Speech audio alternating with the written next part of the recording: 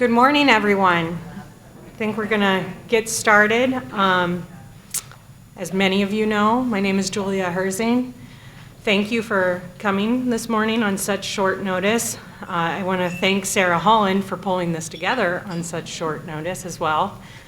Also want to recognize a couple of my Knox colleagues who are here this morning, I think partially because they were worried I wouldn't be here this morning. Mark Wassel is floating around in the back of the room, and Bob Zaruda. So we're here. Oh, did anybody not get a folder on their way in? If not, please raise your hand and Sarah will bring you one. We are here this morning to talk about some wage and hour updates that are breaking in the last month or two. Specifically, most of you have heard about the Department of Labor at the federal levels regulation update, which will increase the salary threshold once as of January 1, 2020. In the last couple weeks, the Pennsylvania Department of Labor and Industry announced that they're also going to increase the salary thresholds, and they're going to do so in 2020, 2021, 2022, and then every 3 years after that. And so we wanted to get that information to you as soon as possible, and we wanted to make sure that you understood that even though the federal Department of Labor's standard only calls for a one-time increase, it looks very likely that here in Pennsylvania we're going to be facing increasing salary thresholds for the foreseeable future.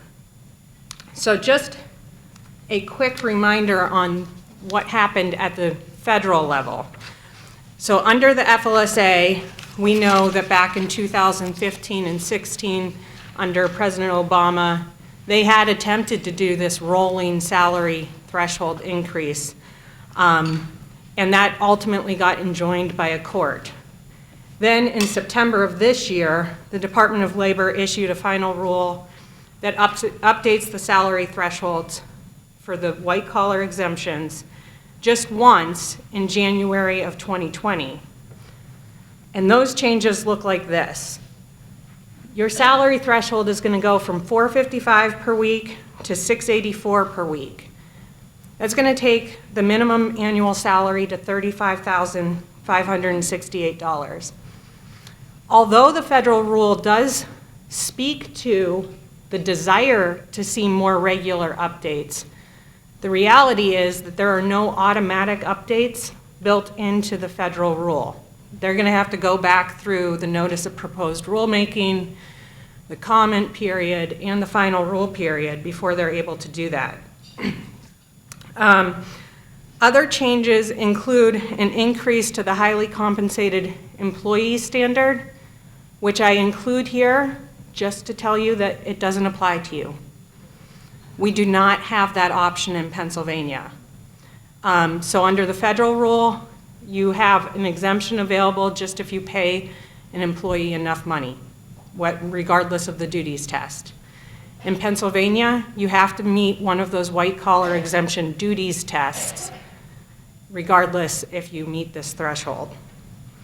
Employers also now may use non-discretionary bonuses and incentive payments to satisfy up to 10% of the salary threshold. However, at the end of the year, if you haven't paid them bonuses that reach that salary threshold, you haven't satisfied the exemption. So that's what the changes under the federal law looked like. But we also have to contend with the Pennsylvania Minimum Wage Act. This is something we haven't spent a great deal of time talking about at our seminars, because for the most part, historically, the FLSA has been the more beneficial rule for employees, and therefore has been the rule that controls us as employers. The Pennsylvania minimum wage and the Pennsylvania salary thresholds have been so far below the federal standards that our advice is simply, you have to follow the federal law. The Pennsylvania Minimum Wage Act does apply to almost every employer in Pennsylvania, except for governmental employers. It applies to any individual, partnership, association, corporation, business, trust, or person or group who acts with respect to an employee. Does not apply to government employers, and it's similar but not identical to the FLSA. And you have to comply with both laws, meaning that whichever one is more pro-employee, whichever one is stricter, is going to apply. And for purposes of that, you know, sometimes we can get into kind of a philosophical debate about, well, what is better for the employee? They're going to interpret it the one that makes you pay them more, okay? Just to be clear.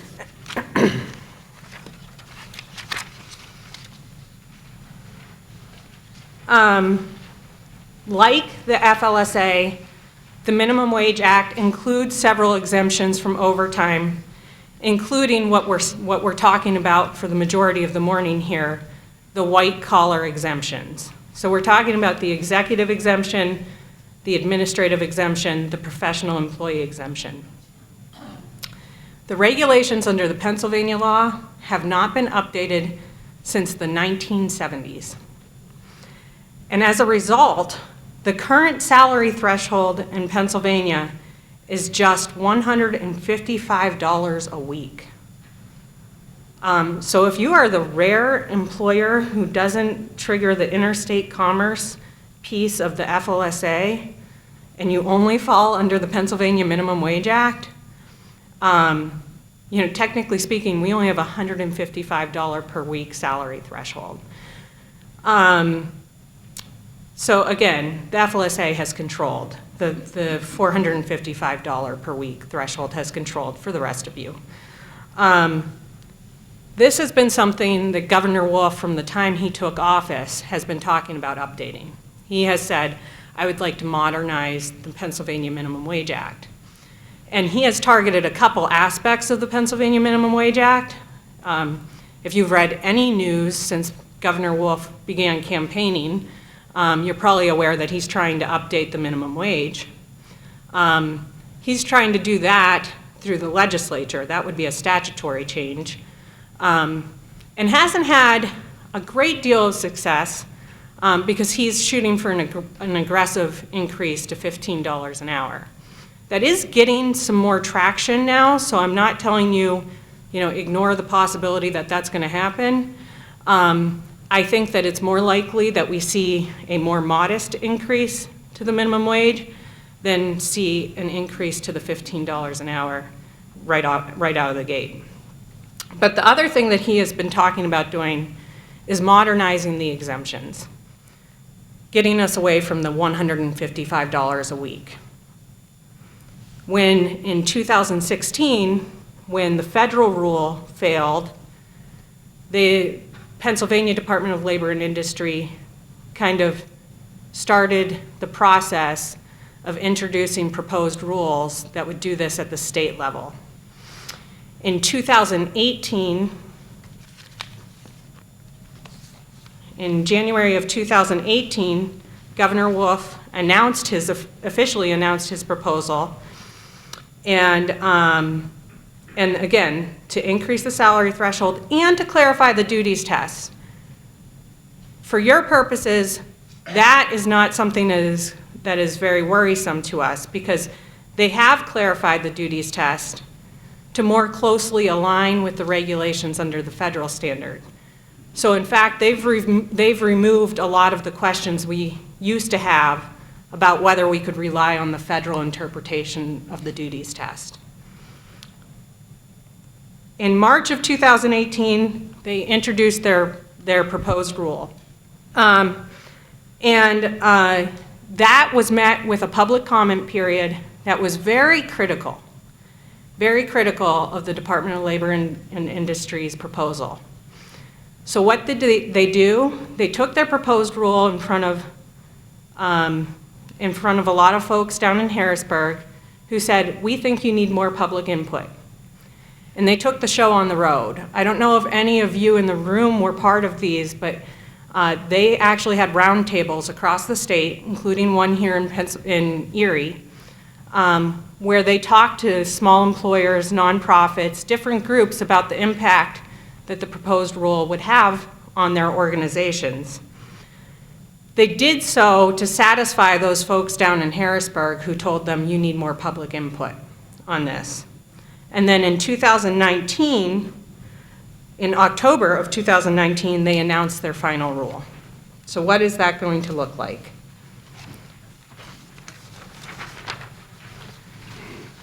Beginning in 2020, the salary threshold for the white-collar exemptions will be increased.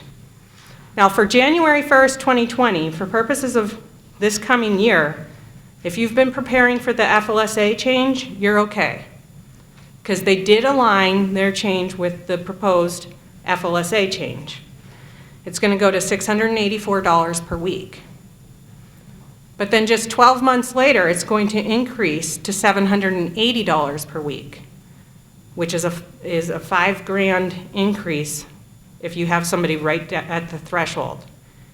And the following year, another $5,000 increase to $875 per week.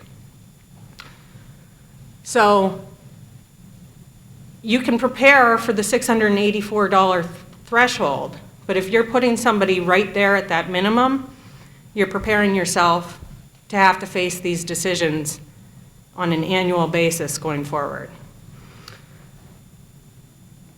Other key provisions, they revised the job duties test, again, to more closely align with the federal regulations, and they did adopt the same thing that the federal government adopted, which is allowing employers to use non-discretionary bonuses and incentive payments to satisfy up to 10% of the salary threshold.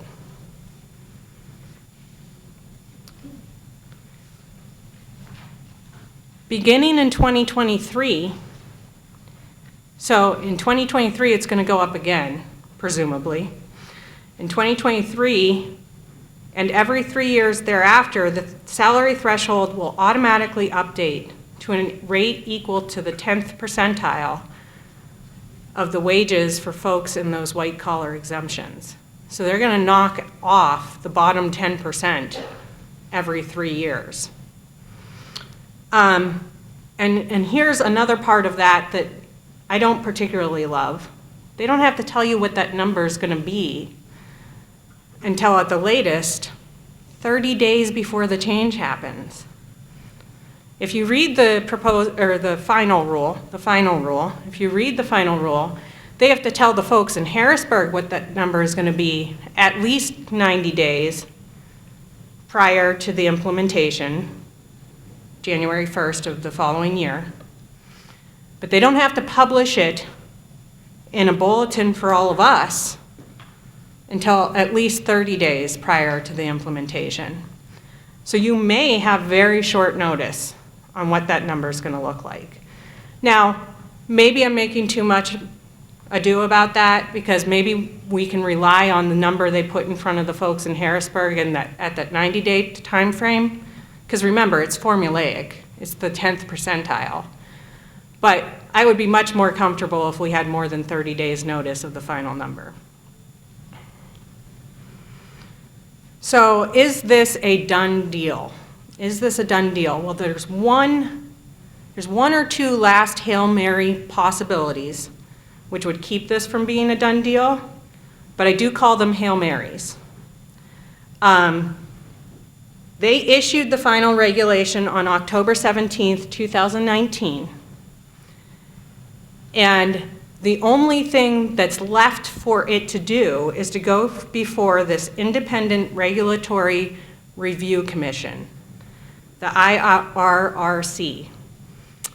That's the same group that told them in 2018, go out and get more public input, get more justification for why you want to do this. And in response to that, they presented the final rule and a pack of papers that's about this big, double-sided, saying how they satisfied all the things that IRRC told them to do. So it's pretty unusual for the IRRC to kick back a final rule. And That meeting's scheduled for November 21st of 2019. And assuming they do what they normally do, which is essentially a rubber stamping process, we expect this to be the rule going forward. What's the other potential Hail Mary? What happened for the federal government in 2016, an injunction. However, all of the things that the court said that the federal government had failed to do, failed to provide justification, failed to solicit public input, all of those things that underlie that decision are part of that big 800-page document I was just telling you about. The Pennsylvania Department of Labor and Industry has done the things that the federal government was told they failed to do. So we don't view that as a highly likely possibility either.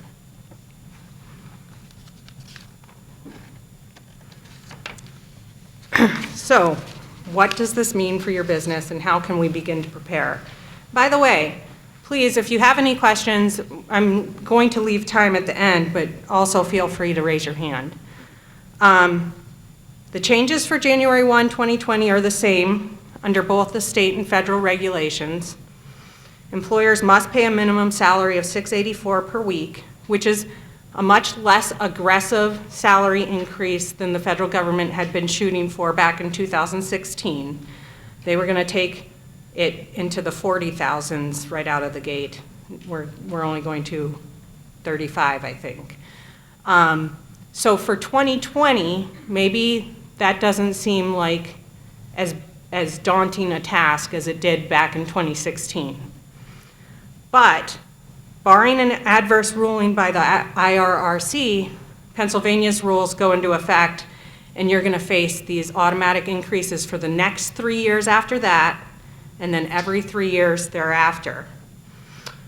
Also, if any of you are multi-state employers, please be mindful of the changes that are happening in the other states as well. New York already has a higher salary threshold. And many, many other states are looking to do the same thing that Pennsylvania just did. So you really have to be on your toes if you're operating in multiple states about where your salary thresholds are in each state, because same rule applies. The stricter, more pro-employee, i.e. the one that makes you pay them more, is going to be the one that applies. And you might have varying salary thresholds in varying states. So are there some types of employment that are exempt from this, and specifically seasonal type businesses? It could be sporting, it could be recreation. If the employees paid a salary throughout the entire calendar year, but they work for that type of business, is there an exemption because that business is typically a seasonal type business? Good question. I didn't see one jump out at me when I was reviewing the regulations. If you think you're a seasonal employer, I would suggest that we look at that more closely together. But I did not see any exemption jump out at me for that. Are there any exemptions at all from this? I mean, because I think that's something we could. So, recall, this only applies to our white-collar exemption folks. So we're only talking about the salary threshold for executive employees, administrative employees, and professional employees. And I did not see any industry-based exemptions from the threshold. Okay? So now is the time for employers, and thank you for that question. Now is the time for employers to get ready for the changes. And the very first thing I suggest you do is ask yourself whether you've accurately classified the folks we're talking about as exempt in the first place under the duties test.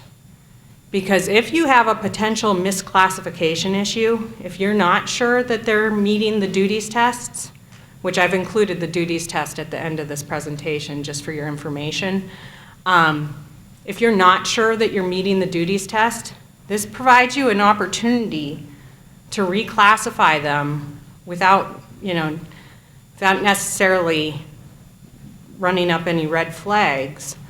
But the first thing you need to do is ask yourself, are we meeting both ends of the test? Not just the salary threshold, but the duties test. And remember, your job description is not going to win the day if you get investigated by wage and hour. So your job description may follow the duties test very well, but if the wage and hour investigator comes in, they're going to interview that employee and other employees and look at what job duties they're actually performing. So review your job descriptions, that's a good place to start, but then also ask yourself how accurate they are and whether you are meeting those job duties tests. Next, weigh the cost considerations. You don't have to increase salaries. You do not have to increase salaries. Your other option is to switch them to overtime. So, immediately the reaction is we have to increase everybody's salaries. That's one option. That's one option. But you can switch those folks to hourly employees, or you can continue to pay them on a salary basis. You can continue to pay them on a salary basis, but you have to start tracking their hours and pay them overtime based on what that salary comes out to for an hourly regular rate. So ask yourself, are the folks we're talking about even folks who are working over 40 hours a week? Because if they're not, then this is not a sky is falling kind of event, okay? If they are somebody who's working over 40 hours a week, how much? Is this going to be a significant overtime event for you? A significant overtime liability, or are they working 1 or 2 hours every couple of weeks? So I think we need to very closely examine the need for those folks to work overtime and the benefits of paying them salaried versus hourly, okay? And consider scheduling and operational needs. There may be other changes you can make to absorb some of these cost differences. Just a reminder, some of the other changes that, differences between the laws and regulations that these changes do not affect. They do not adopt the highly compensated employee exemption in Pennsylvania. Still not an option for you. Also, I always like to remind employers, we do not have a computer employee exemption in Pennsylvania. Under the FLSA, there is a specific exemption for computer employees, and I've seen Pennsylvania employers use it. That's not an option in Pennsylvania. You may have computer employees who satisfy the executive or the administrative exemptions, but you don't have a computer employee exemption.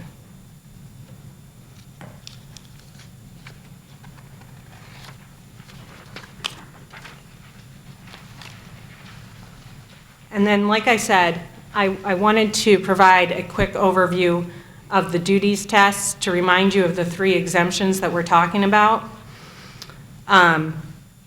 Pennsylvania's rules are now more aligned with the federal rules, and so your duties tests are going to look very similar. The only remaining difference, however, is that Pennsylvania still does not provide us with concrete examples in the professional exemption category, whereas the FLSA regulations provide us concrete examples and assurances that doctors, teachers, lawyers, certain types of nurses are going to qualify for that exemption. Pennsylvania falls short of providing us with those examples, so they just didn't want to make it too easy on us, I think. So the executive exemption, and again, the number here, the salary threshold, I provided you the existing regulation, but we all know that looks like 684 as of 2020, right? Doctors, lawyers, RNs. And the Pennsylvania regulations fell short of adopting those examples. And then common mistakes, and I think that these are going to be common mistakes that we see in terms of decisions about whether to reclassify as well, particularly when we talk about he would be insulted if I made him track his time. You might have some longer-term employees who have been exempt forever and ever. That is not a legitimate basis to avoid having them track their time. And even if you decide, hey, you know what, we don't think that this person works over 40 hours. Remember when I told you, you don't have to stop paying them salary and you don't have to increase their salary. You do, though, have to make them start tracking their time. Because if they don't meet the exemption, either under the salary threshold or the duties test, and you get audited, and you don't have any records, whose word are they going to take about how many hours that employee worked? They're going to take the employee's word.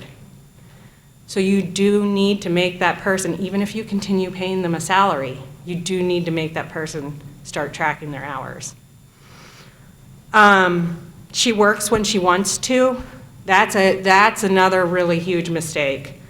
Again, if you're not having them track their hours, because the wage and hour division is going to be apt to consider that employee as working whenever they're on your work site or doing things from home.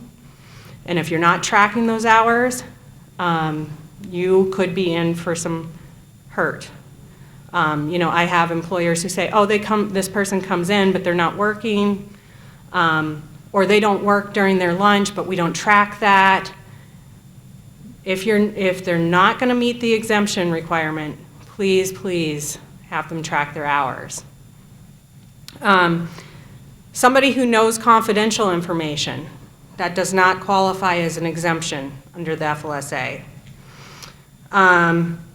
And then this last one, he needs a level paycheck. Remember when I said we can get into a philosophical debate about whether or not it's better for the employee to be paid hourly or salary? Wage and hour isn't going to engage you in that philosophical debate. They're going to say you should have paid them the overtime. So that's not a basis. And employees can't waive the salary threshold or the duties test. They can't say to you, I want you to treat me as exempt. You still have to qualify for the exemption. So that's everything I had for you this morning. I did want to leave some time here at the end for questions regarding these changes. 10% bonus again, what you said earlier about that being Sure.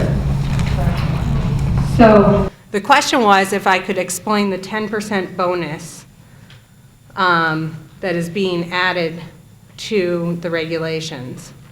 Currently, that is not an option. Currently, you have to pay the full $455 per week to meet the salary threshold. Going forward, under both state and federal law, employers will be allowed to use non-discretionary bonuses and incentive payments, including commissions. So right now, you can't count commissions towards your salary, that are paid at least annually to satisfy up to 10% of the salary threshold. My understanding, however, and I'm looking at my colleagues to tell me if my understanding is incorrect, but my understanding, however, is that at the end of the year, if you don't satisfy that 10% to get up to the salary threshold, then you're going to have to go back and calculate overtime liability. And so if you're using this option, you should be tracking those folks' hours. question for you. We've got outside salespeople that make less than the threshold. Let's say they make commission in excess of 10%. Are you safeguarded in that regard? There's If that 10% exceeds the threshold? There's a separate exemption for outside sales, and that has not changed. The question was if we had outside sales, if we have outside sales employees who are paid more than 10% commission, are we safeguarded? There's a separate exemption for outside sales, and these changes did not affect those folks. So are you talking about folks who don't meet the outside sales exemption? No, I'm talking about those that do. Yeah. So they're still going to, and that the outside sales exemption exists under both state and federal law. So they're still going to be okay under the outside sales exemption. That didn't get changed at all by these regulations. So what about inside sales? If hypothetically there was inside sales that were on a salary exempt basis, which we know doesn't necessarily meet the law. Yeah, I see. No. She could see my face. No, I'm answering my own question. The question was what about inside sales folks, and whether they're getting paid more than 10% in non-discretionary bonuses or commissions. And I made a bit of a face because I question whether they meet the duties tests of the executive or administrative exemption. There is not an inside sales exemption. Outside sales is still available under both state and federal law. So in order for them to be exempt, they're going to have to meet the duties test for administrative and executive. And if they're relying that heavily on commissions, then I really question whether they're meeting the duties tests. Julia, so those people that do make commissions, it said that they have a weekly salary and they get monthly commissions that exceed the 35,000 by even 45, 50,000. At what point do we have to adjust that annually, or does it have to be the weekly? So do we have to adjust the salaries to be that weekly? Okay, I want to make sure I understand the question. You do have you have folks who are being paid commissions, but their underlying base salary is also above the salary threshold?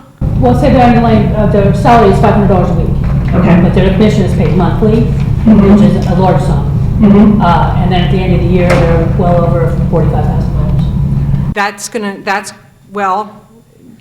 It depends on the percentage. Remember, you can only rely on 10%. And so right now, it sounds like you're okay because that's going to be less than 10% to get you to the current $455 per week exemption. But as we go forward to 684 and then, whatever the 700 level and the 800 level, then the question is going to be, are you exceeding 10%? Are you relying on the commissions for more than 10% of the minimum salary threshold? Because if so, you're going to lose the exemption. But the law says that those have to be paid, the regulations say those have to be paid at least annually. So monthly, I think, is fine and probably a better way of keeping tabs on whether you've lost that exemption or not.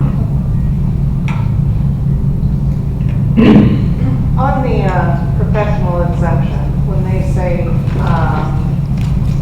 prolonged course of specialized intellectual instruction, do they differentiate between like a 2-year degree and a 4-year degree at all, or is Not in the regulations. The question was about the professional exemption. When it says the advanced knowledge must be customarily acquired by a prolonged course of specialized intellectual instruction, I don't think the regulations expressly address 2-year versus 4-year degrees. However, guidance documents do. I can tell you, for example, the RNs are a good example. RNs are typically thought of as meeting the professional exemption, though that hasn't been uniform. But nursing nursing practices that require less education than RNs do not.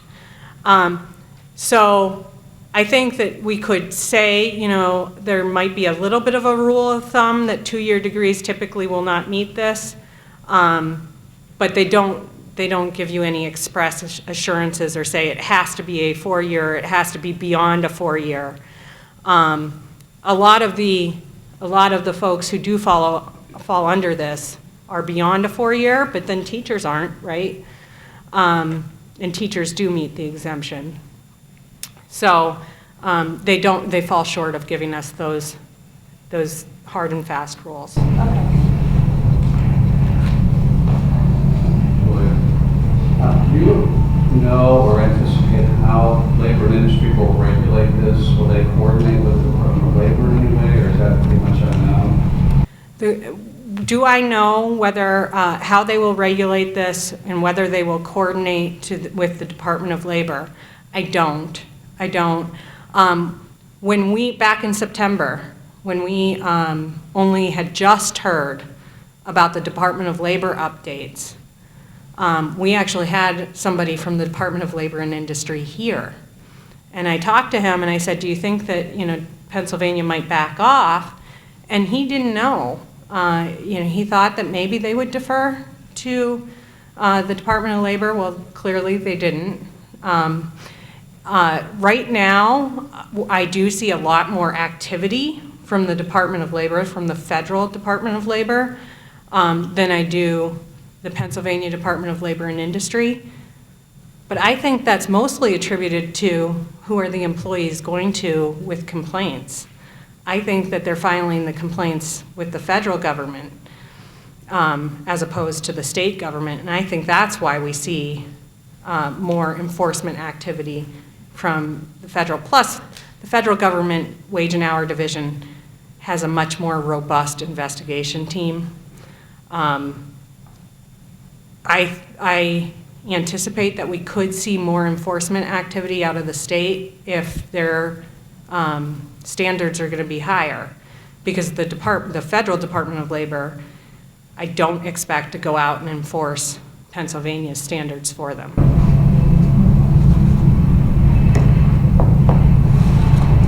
Yes. Back to the commissions. We have salespeople who are paid strictly commission, no salary. Is that legal?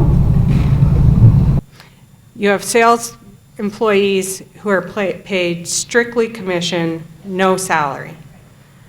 I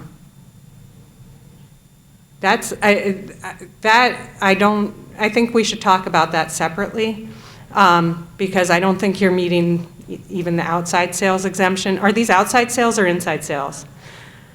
You need to pay them some guaranteed pay. So I think we should talk about that separately.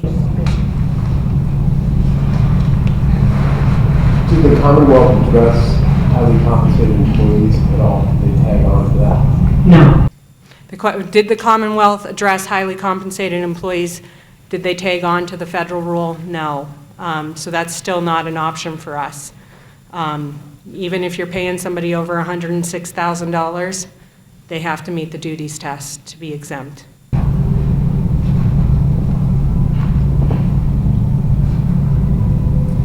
Trying to figure out how to word it, but did the duties test change between 2019 and 2020?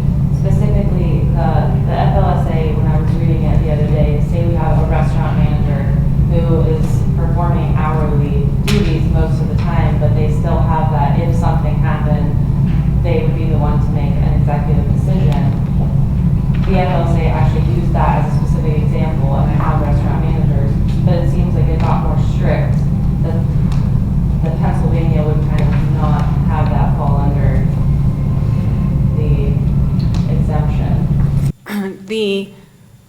The question was about the duties test and whether that changed between 2019 and 2020 to at all make it more strict than the current exemption. And that is not how I interpret it. Under the federal regulations, the duties test wasn't touched.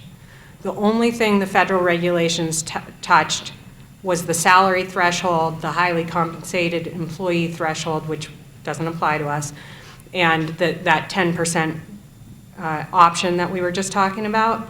So the only place that the duties test was touched was in Pennsylvania. And what they did to the Pennsylvania regulations was more closely mirror the federal regulations because they tend to interpret the Pennsylvania regulations more closely, very closely with the federal regulations. So I think I interpret that to say you can continue to interpret the Pennsylvania regulations to be consistent with the federal regulations. I don't think the intent was to make them more stringent than the federal regulations. Engineer would be a good example for professional. Mhm. Yeah. So they're constrained with technical specifications as far as discretion and judgment, but they're still. And engineers are a good example, though I won't say that they're whether engineers meet the professional employee exemption, they're a good example, though I won't say that every engineer out there meets the test. You know, you have engineers who have their, I'm gonna get it wrong, but their professional engineering license, thank you. And you have engineers who have the degree but don't have that. And then it also is gonna depend on what they're doing in their role too, because you know, you have engineers who are out there doing true engineering work and applying that prolonged course of knowledge, and then you have folks who are called engineers but are doing less true engineering work in their duties. So I think that engineers certainly can meet the professional employee exemption, but needs to be looked at more closely on a case-by-case basis. Okay, well, I will certainly stick around afterwards if you have additional questions that you don't want to address with the group. And perhaps my colleagues will be here for a few minutes as well. But thank you very much for coming out this morning. I appreciate it.